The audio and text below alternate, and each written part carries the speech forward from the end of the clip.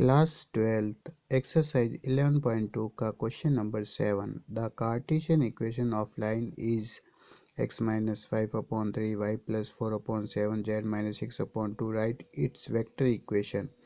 हमें एक लाइन की कार्टेशियन इक्वेशन दे रहा है और इसको वेक्टर इक्वेशन में चेंज करना है।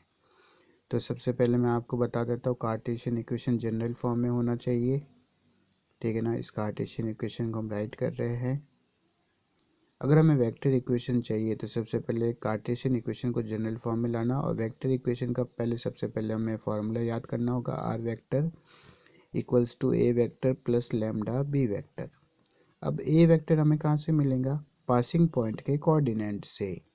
अब यहाँ पर प्लस का साइन है तो सबसे पहले यहाँ माइनस बनाना होगा, जनरल फॉर्म में लाना है इक्वेशन को। तो y माइनस माइनस 4 राइट करेंगे, 7z माइनस 6/2, यानी आपकी इक्वेशन जनरल फॉर्म से राइट हो। ये x1 हो जाएगा 5, y1 हो जाएगा माइनस का 4 और z1 हो जाएगा हमारा 6। और इसी से ही हमारा ए वेक्टर बनेगा, क्योंकि ए वेक्टर की जनरल फॉर्म क्या है? x1 i cap plus y1 j cap plus z1 k cap. अब हमें ए वेक्टर बना देंगे, x1 5 i कैप माइनस का 4 होगा, y1 4 है माइनस का 4 है और z1 6 है 6 के कैप। ये ए वेक्टर गया। अब बी वेक्टर फाइंड करेंगे, डायरेक्शन रेशियो चाहिए तो ए बी सी है ये हमारे 3 7 और 2। और बी वेक्टर की जनरल फॉर्म क्या होती है? A i cap plus b j cap plus c k cap. ए की वैल्यू है 3 आई कैप, बी है 7 जे कैप, सी है 2 के कैप।